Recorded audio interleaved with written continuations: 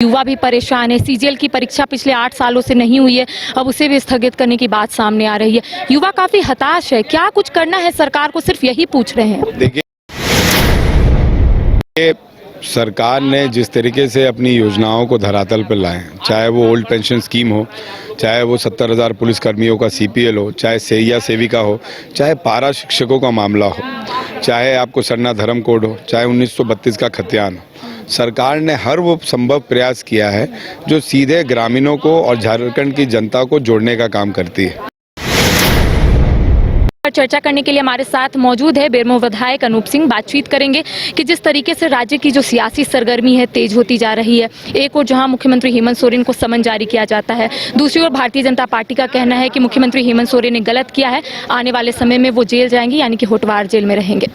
देखिए, भारतीय जनता पार्टी को शायद केंद्रीय एजेंसी द्वारा सभी रिपोर्ट प्रस्तुत किए जाते होंगे, लेकिन मेरे को ये नहीं समझ में आता है कि राज्य में भी भारतीय जनता पार्टी की सरकार है या फिर राज्य के जो भारतीय जनता पार्टी के लोग हैं वो केंद्र सरकार के अंडर में आकर राज्य में भी केंद्र सरकार चलाने का काम कर रहे हैं। क्योंकि ईडी की क्या कार्रवाई हुई, चुनाव आयोग की क्या कार्रवाई हुई, ये उन्हें कैसे मालूम है, या ये वो कैसे जानते हैं कि वो गलत है या सही है। अभी तक ईडी ने अपना रिपोर्ट कोर्ट में नहीं पेश किया, ईडी ने अपना कोई भी कार्रवाई सीएम के ऊपर नहीं किया, या सीएम को कोई ऐसी कार्रवाई करने की सूचना नहीं दी। तो भारतीय जनता पार्टी ये बोलकर आखिर दिखाना क्या चाहती है कि क्या हम केंद्रीय एजेंसी के जितने भी केंद्रीय एजेंसी है उनके हम संरक्षक बने हुए हैं या वो उनके गाइडलाइन पर काम कर रहे हैं। तो निश्चित तौर पर इतना ज़रूर है कि जब आदमी गलत ना हो तो आदमी को डरना नहीं चाहिए। गांधी विधानसभा सीट को लेकर भी सियासत तेज हो गई है। एक और जहां झारखंड मुक्ति मोर्चा के कई शिष्टमंडल जो है चुनाव आयोग जाते हैं और आज इसी को लेकर भारतीय जनता पार्टी के प्रदेश अध्यक्ष बाबूलाल राजभवन जाते हैं, तो आपको नहीं लग रहा है कि इसको लेकर कई कन्फ्लिक्ट हो रहे हैं? देखिए, हिंदुस्तान के संविधान में ये फंडामेंटल राइट्स है, विपक्ष का हो या सत्ता पक्ष का हो, कि वो किसी के पास भी अपनी बातों को रखने के लिए जाया जा सकता है। गवर्नर के पास विपक्ष का जाना ये उनका फंडामेंटल राइट्स। उन्होंने अपनी बात रखी, जब हमारे को बुलाया जाएगा तब हम अपनी बात रखेंगे। हम जानते हैं कि 6 जनवरी को सरफराज साहब ने शपथ लिया था और 31 दिसंबर को सरफराज साहब ने इस्तीफा दिया, तो हम 1 साल का टेन्योर तब से पकड़ेंगे। जब विधायक ने शपथ ही नहीं लिया तो विधायक का टेन्योर कहाँ से चालू हुआ? तो ये सब तमाम कारण हैं जो कहीं ना कहीं भारतीय जनता पार्टी के मंसूबों पर पानी फेरने का काम कर रही है, और उनका जितना भी हमला हो रहा है उस हमले का जवाब मुख्यमंत्री जी बतौर मुख्यमंत्री बहुत बखूबी से दे रहे हैं। आने वाले समय में जब हमें गवर्नर के यहाँ से तलब किया जाएगा, बुलाया जाएगा, तो हम अपनी बात रखेंगे। निर्दलीय विधायक सरयू राय का आपने बयान सुना होगा, उनका कहना है कि जो परिस्थिति और स्थिति बदल रही है राज्य में, आने वाले समय में यहाँ पर राष्ट्रपति शासन भी लागू हो सकता है। देखिए, राष्ट्रपति शासन लगाने से हमें ज़्यादा फर्क नहीं पड़ेगा, क्योंकि सरयू राय साहब सीनियर हैं, मेरे अभिभावक हैं, गार्जियन हैं, मेरे पिता के साथ काम किया, हमारे बहुत अच्छे व्यक्तिगत संबंध भी हैं। उनका अपना एक आकलन होगा, उनके आकलन पे मैं टिप्पणी नहीं करना चाहता हूँ, लेकिन इतना ज़रूर है कि राज्य की जनता ने हमें चुनकर भेजा है, मेजॉरिटी के साथ चुनकर भेजा है, और मैं आपको यकीन दिलाता हूँ अगर राष्ट्रपति शासन होता भी है और हमें चुनाव में जाना भी पड़ता है तो सत्ता 60 सीट पर आएगा और विपक्ष 20 सीट पर समट के रह जाएगा।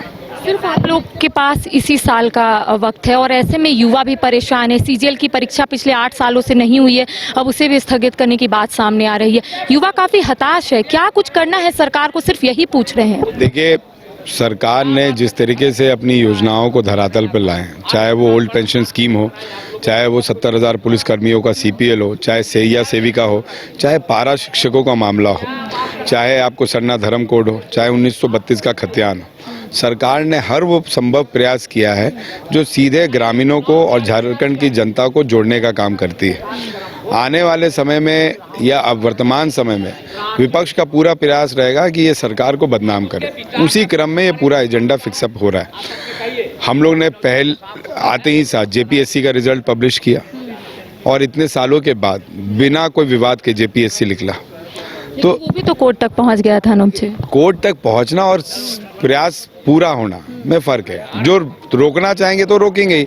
आखिरकार हम लोग ने 1932 का खतियान पास किया, नियोजन नीति लाए हम लोग, तो क्यों उसको फिर कोर्ट तक, और कोर्ट में पहुंचाने वाले कौन थे? भारतीय जनता पार्टी के प्रार्थना। है तो कि त्रुटियां इतनी रहती है, क्या करें? टूटियां नहीं रहती है, टूटियों को पैदा किया जाता है। और एक बार ये हिंदुस्तान का संविधान हर आदमी को अधिकार देता है कि अगर कोई भी व्यक्ति को किसी भी चीज़ का दिक्कत या किसी भी चीज़ की गलतियां उसके सामने दोहराई जा रही हैं या फिर उसे लग रहा है कि ये गलती है, तो आप ऊपर के स्थानों पर, चाहे वो सुप्रीम कोर्ट हो, चाहे वो गवर्नर हाउस हो, चाहे वो राष्ट्रपति हो, चाहे वो प्रधानमंत्री हो, उसके पास जा सकते हैं। हम उस फंडामेंटल कॉरिडोर से आते हैं जिस कॉरिडोर में हर आदमी का अपना एक पावर होता है, राइट्स ऑफ टेकिंग डिसीजन होता है। उसी के क्रम में लोग ऊपर जाते हैं, कुछ चीज़ रुकती है, कुछ चीज़ को हम सफलतापूर्वक करा सकते हैं। 1932 का खतियान हमें वापस किया गया, हमने फिर विधानसभा में पारित करके भेज दिया गया। 2 बार वापस कर सकते हैं गवर्नर साहब, तीसरी बार फिर हम वापस भेजेंगे। उनकी मजबूरी है, ये हमारा राइट्स है कि 2 बार ही किसी विधेयक को वापस किया जा सकता है, तीसरे बार उनको करके भेजना होगा। तो ये ऐसे ही चलता है सिस्टम। विधानसभा सीट को लेकर एक और बात सामने आ रही है कि झारखंड मुक्ति मोर्चा के दबाव में आकर सरफराज अहमद ने इस्तीफा दिया है, और ये भी बात सामने आ रही है कि अगर इफ बट का सवाल यहाँ पर उठता है तो मुख्यमंत्री हेमंत सोरेन की धर्मपत्नी कल्पना सोरेन शायद उस सीट से चुनाव लड़ेगी। क्या इसको लेकर कुछ ऐसा प्लान है? क्या प्लान बी आप लोगों के पास है? क्योंकि चर्चाएं तो हो रही है। प्लान बी क्या, प्लान सी भी है, प्लान डी भी है, लेकिन गांडे विधायक जी ने झारखंड मुक्ति मोर्चा के दबाव में आकर कोई सीट नहीं छोड़ा। उन्होंने झारखंड मुक्ति मोर्चा के समर्थन में सीट छोड़ा। यहाँ पर तो बोला जा रहा है 200 करोड़ का यहाँ पर लेन देन हुआ है राज्यसभा सीट को लेकर। यही है कि र्यूमर्स जो होते हैं वो र्यूमर्स होते हैं। सरफराज साहब ने कांग्रेस से इस्तीफा दिया और उसके बाद जेएमएम पार्टी ने उन्हें सम्मान देते हुए टिकट दिया, तो सरफराज साहब जीत कर आए जेएमएम पार्टी पर। जिस पार्टी के ऊपर उन्होंने आस्था रखकर अपनी जीत हासिल की, उसी पार्टी पर आस्था रखकर उन्होंने अपना इस्तीफा सौंपा। अब उनके बलिदान को विपक्ष जो है वो सौदे का समझौता बोल ले या फिर उन पे आरोप लगा ले, उससे हमें कोई फर्क नहीं पड़ता। सरफराज साहब का ज़मीर जानता है और हम जैसे तमाम महागठबंधन के कार्यकर्ता जानते हैं कि उन्होंने कितना बड़ा बलिदान दिया। जिस तरीके से राज्य में ईडी की दबिश देखने को मिल रही है, एक प्रस्ताव पर मुहर लगा है कि अगर किसी को समन जारी किया जाता है तो वो विभाग में इसकी सूचना देंगे, तो क्या लगता है कि ये बंगाल रिटर्न हो रहा है या फिर आप लोगों की सोच थी? देखिए, बंगाल रिटर्न की बात ही नहीं है, ये तो बात मेरे को आपसे सुनने को मिल रही है कि ऐसा ऐसा अभी कैबिनेट में, मेरे पास कैबिनेट का रूलिंग आया नहीं है, लेकिन अगर ये हुआ है तो मैं समझता हूँ उसमें गलत क्या है। जिस किसी भी जांच एजेंसी को किसी जांच के तहत कुछ सबूत या कोई वाइटल्स मिलते हैं तो निश्चित तौर पर वो वाइटल्स या उन अधिकारियों की सूची उस विभाग को तो बताएंगे कि आप क्या रेड कंडक्ट। अभी क्या हो रहा है, रेड कंडक्ट हो जा रहा है, ना राज्य सरकार को सूचना मिल रही है, ना राज्य सरकार के जो प्रेस है, हमारा चौथा स्तंभ है, उसको सूचना मिल रही है आखिर रेड क्यों कंडक्ट हो रहा है।